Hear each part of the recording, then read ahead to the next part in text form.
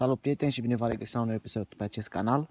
Avem aici o petardă gigant făcută de fratele meu dintr-un sul de carton. Avem băgate capete din acestea de chibrit, au fost tăiate și băgate cam de aici până aici sus. Fitilul este făcut dintr-o hârtie, înăuntru este din acesta fărâmat, băgată până jos. Aici avem un capac de silicon făcut frumos.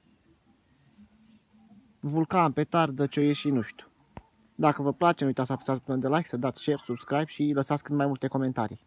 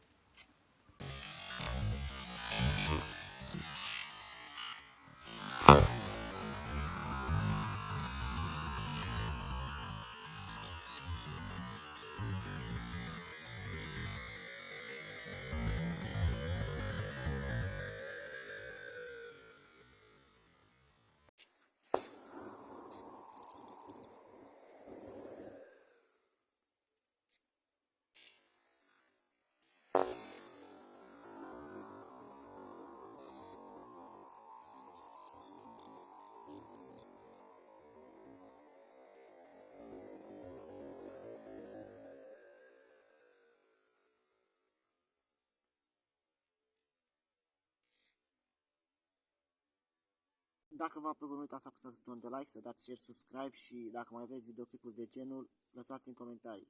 Vă pup!